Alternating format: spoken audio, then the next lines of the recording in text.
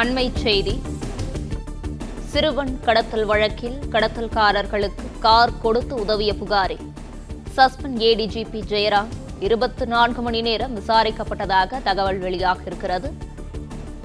24 மணி நேர விசாரணைக்கு பின் ஜெயராம் சொந்த காரில் புறப்பட்டுச் சென்றது பற்றி திருவள்ளூர் எஸ்பி சீனிவாச பெருமாளிடம் செய்தியாளர்கள் கேள்வி எழுப்பியிருக்கிறனர்.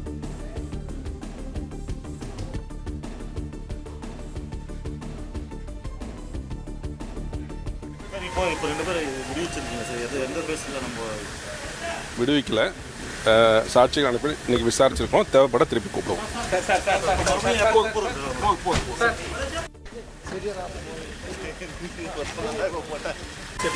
இப்போ ரெண்டு பேர் விடுவிச்சிருக்கீங்க சார், எந்த பேஸில் நம்ம விடுவிக்கல, சாட்சிகள் அனுப்பி இன்னைக்கு விசாரிச்சிருக்கோம். தேவைப்பட திருப்பி கூப்பிடுவோம்.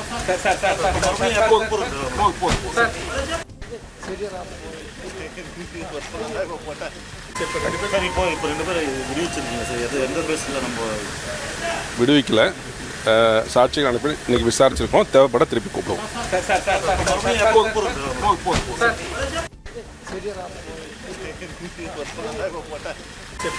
இப்போ ரெண்டு பேர் விடுவிச்சிருக்கீங்க சார், எந்த பேஸில் நம்ம 24 மணி நேர விசாரணைக்கு பின் ஜெயராம் சொந்த காரில் புறப்பட்டுச் சென்றது பற்றி திருவள்ளூர் எஸ்பி சீனிவாச பெருமாளிடம் செய்தியாளர்கள் கேள்வி எழுப்பினர். யாரையும் விடுவிக்கவில்லை, தேவைப்பட்டால் இருவரையும் விசாரணைக்கு அழைப்போம் என திருவள்ளூர் எஸ்பி சீனிவாச பெருமாள் செய்தியாளர்களுக்கு பதிலளித்திருக்கிறார். இதுகுறித்தான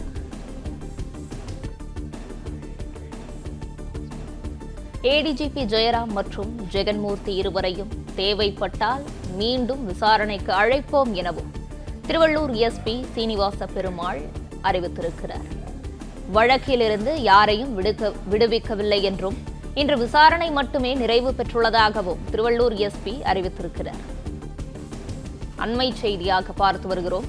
சிறுவன் கடத்தல் வழக்கில் கடத்தல்காரர்களுக்கு கார் கொடுத்து உதவிய புகாரில் சஸ்பெண்ட் ஏடிஜிபி ஜெயராம் 24 மணி நேரம் விசாரிக்கப்பட்டதாக தகவல் வெளியாகியிருக்கிறது. 24 மணி நேர விசாரணைக்கு பின் ஜெயராம் சொந்த காரில் புறப்பட்டுச் சென்றது பற்றி திருவள்ளூர் எஸ்பி சீனிவாச பெருமாளிடம் செய்தியாளர்கள் கேள்வி எழுப்பினர். இதுகுறித்தான முழு விவரங்களை வழங்கவிருக்கிறார் செய்தியாளர் சரவணகுமார். சரவணகுமார், வணக்கம். திருவள்ளூர் எஸ்பி சீனிவாச பெருமாள் அவர்களுடைய பதில்கள் குறித்தான முழு விவரங்களையும் பகிரலாம். இந்த சிறுவன் கடத்தல் வழக்குல 2 முக்கியமான நபர்கள், ஒருவர் சட்டமன்ற உறுப்பினரும் புதிய பாரதம் கட்சியினுடைய தலைவருமான ஜெகன்மூர்த்தி மற்றும் காவல்துறையில உயர் பொறுப்பில் இருக்கக்கூடிய ஒரு ஐபிஎஸ் அதிகாரி ஜெயராம். இந்த 2 பேருக்கு மீதுமே குற்றச்சாட்டு முன்வைக்கப்பட்டு 2 பேருமே காவல்துறையினுடைய விசாரணை வளையத்தில் இருந்தார்கள். ஒருவர் நீதிமன்றம் கைது செய்து விசாரிக்க உத்தரவிட்டிருந்தது. அதன்படி நேற்று தினம் கைது செய்து தொடர்ந்து காவல்துறை அதிகாரியான ஜெயராமிடம் விசாரணை மேற்கொள்ளப்பட்டது. 24 மணி நேரத்தையும் கடந்து அவர்கள் நீதிமன்றத்தில் ஆஜர்படுத்தாமல் தொடர்ந்து விசாரணையில் இருந்ததனால அடுத்த சில மணி நேரங்கள்ல மாவட்ட எஸ்பி சீனிவாச பெருமாள் தொடர்பாக ஆலோசனை நடத்தி அடுத்த சில மணி நேரங்களில் அவர் காவல் நிலைய விசாரணையில் முடிந்து அவர் தனது சொந்த வாகனத்துக்கு வீட்டிற்கு புறப்பட்டார். அதே போன்று ஒரு 9 மணி நேரத்திற்கு மேலே ஜெகன்மூர்த்தியிடம் விசாரணை இது காவல் நிலையத்தில் வைத்து விசாரணை நடத்தப்பட்டது. இதற்கு முன்னதாக சனிக்கிழமையே அவரை கைது செய்வதற்காக வீட்டிற்கு காவல்துறையினர் சென்ற நிலையில் அன்றைய தினம் அவர் தலைமறைவானதாக கூறப்பட்டது. பிறகுதான் முன்ஜாமீன் கோரி நீதிமன்றத்தை நாடினார். அதன் தொடர்ச்சியாகத்தான் விசாரணைக்கு இவர் இன்று ஆஜராயிருக்கிறார். இப்படி இந்த 2 பேருமே விசாரணை முடிந்து அனுப்பி வைக்கப்பட்டிருக்கிறார்கள். விசாரணை முடிந்து அவர்கள் வீட்டிற்கு புறப்பட்டிருக்கிறார்கள்.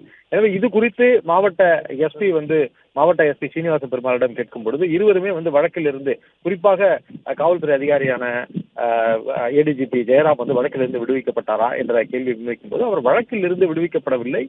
அவரிடம் விசாரணை மட்டுமே நடத்தப்பட்டது.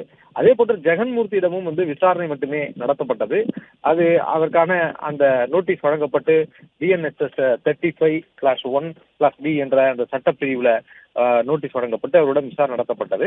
இன்று நடத்தப்பட்ட விசாரணை மட்டுமே நிறைவு பெற்றிருக்கிறது. தேவைப்பட்டால் மீண்டும் அவர்கள் இது குறித்து விசாரணைக்கு தேவைப்பட்டால் அவர்களை மீண்டும் விசாரணைக்கு அழைப்போம், அதற்கான சம்மன் வழங்கப்படும் என்று காவல்துறையினுடைய அந்த மாவட்ட எஸ்பி சீனிவாச பெருமாள் தெரிவித்திருக்கிறார்.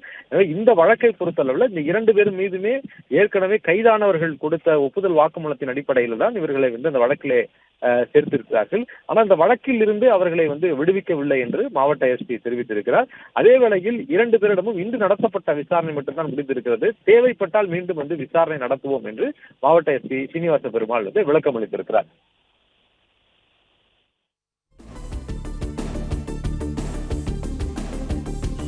விவரங்களுக்கு நன்றி சரவணகுமார். பிளே ஸ்டோர் மற்றும் ஆப் ஸ்டோரில் இருந்து பாலிமர் செயலியை QR கோடு மூலம் பதிவிறக்கம் செய்யுங்கள். செய்திகளை உடனுக்குடன் பெறுங்கள்.